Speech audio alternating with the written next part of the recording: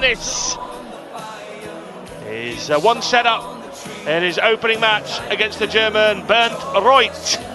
We've already seen plenty of top tungsten tonight. The Pie Man feasted on Shane Titovic, 3-1.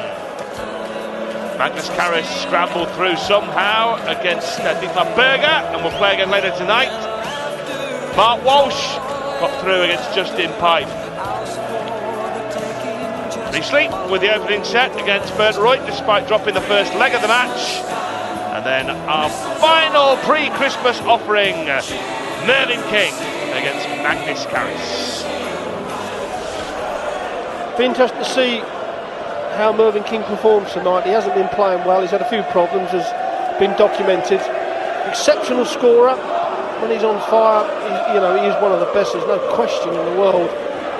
But I spoke to him a few times, texted him a few times, here he is, and he has been a bit down on himself, I must admit. So, but if this sort of crowd in this tournament can't get you motivated, Rod, then nothing will. Yes, Mervyn's father very sadly passed away a couple of months ago, and I believe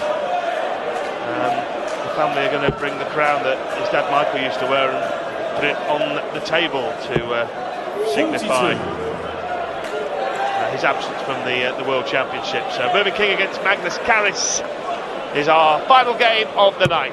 Dennis Priestley is looking to get this one under his belt and get back up to South Yorkshire for his Christmas dinner. 55.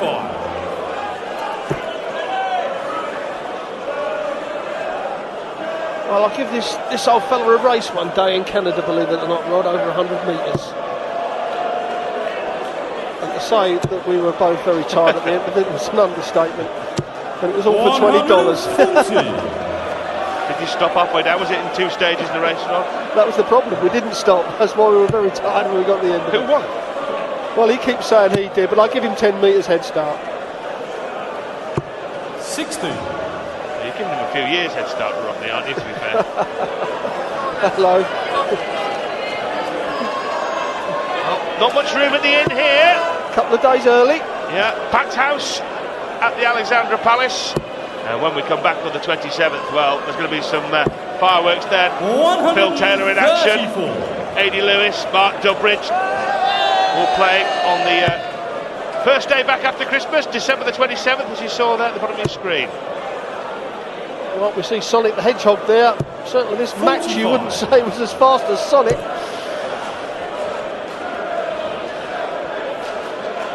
In fairness to Dennis, once he's got himself set, he's not the slowest of throwers by any stretch, is he? Not the darts are delivered quite quickly, aren't they? Once the first one's in the board, yeah. It's only the first one that he really sets up and makes sure that is perfect in the hand, perfect as it's pulled back and released. And he's meticulous in where he places his toe on the hockey, isn't he, Rod? That's what takes him a few seconds, getting that perfectly lined up with the middle of the treble 20 bed. Once Dennis is set, he's not that slow. You see here that foot absolutely pinpoint as he looks for 93. That's super. Double 18 then for a 93 kill. Likes the look of that one.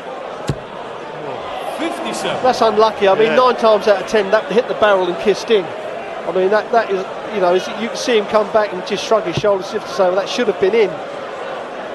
If you're going to miss the double 18, just outside like that, it's absolutely perfect, because I personally hated the switch. It's right across your eye line to double 9. So if he's going to miss this, he'll want that same dart just outside on the wire. He won't want to bust it. Oh, that's a low dart, and normally a low dart will follow a low dart. I don't know if you can see that very well from there. Well, what a perfect camera angle. The first camera angle we couldn't see it. The one from behind there, look at that. That's perfect. It made it a lot easier for him to hit that double 9. And Priestley has now won 4 consecutive legs here. 3 of them 60 on his favourite double top, and 1 on double 9. Right. I don't see many policemen around our way like that, because I might break the law a bit more, Rodders.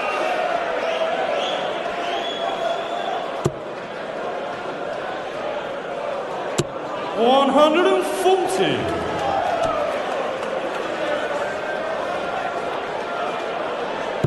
Roith started this match very well. The chef from Stuttgart. 140.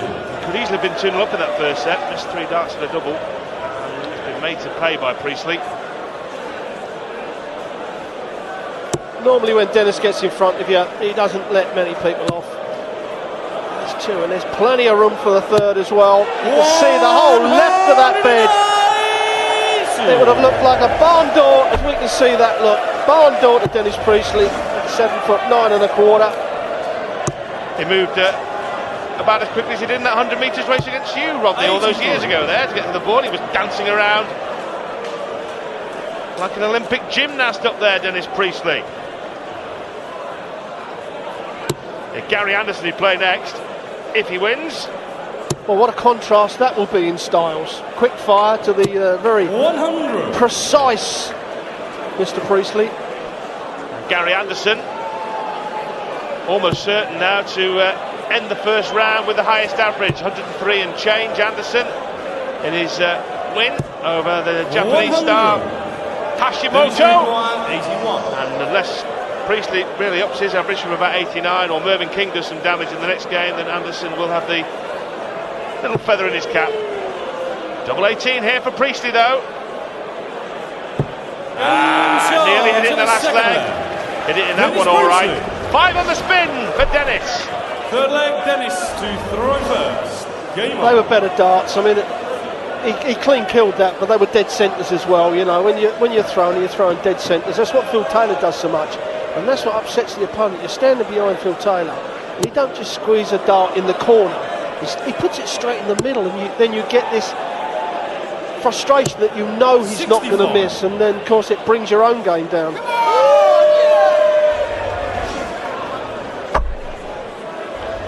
60 points on the floor. He's had a couple of those in this match so far, but it hasn't stopped him.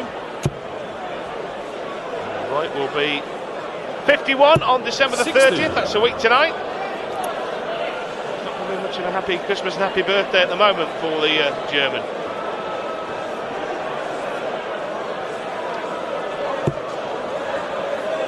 That's a good first dart, although he's not hit it, you know, and he'd be very surprised if he doesn't click this in the ton. 100. You see, the way the dart is laid there, we can see this, it will just come in.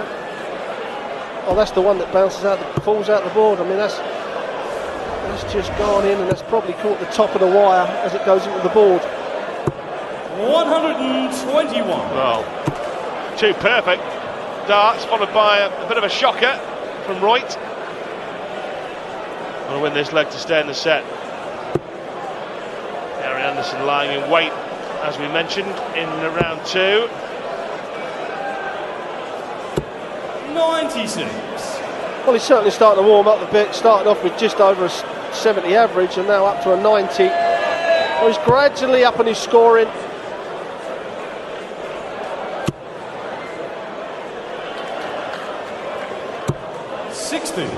Not being nasty to Roith, but this was a good draw for Dennis, you know, with the consistency of him. From Santa's little helpers there, Rudders.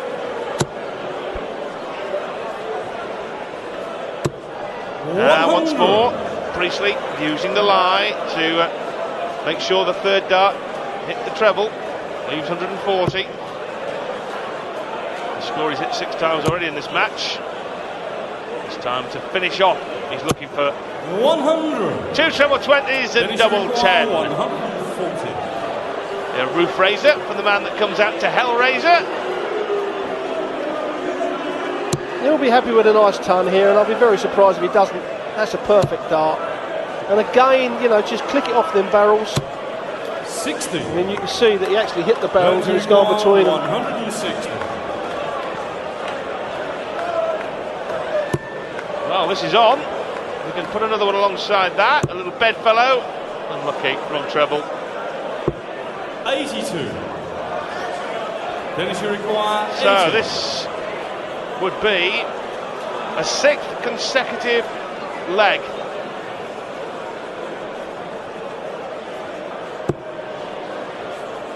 And you don't want to put this one too high because it will cover up half the double top. That's perfect. You can just pitch this over that flight. If he pitches it over that flight, it should go in. Game shot. 6 consecutive legs from the Mustachio Maestro from Mexborough. Dennis Priestley is well on the way to round 2. He's taken the opening 2 sets against the German Bernd Roith. Can he make it 3-0? Join us in a couple of minutes to find out.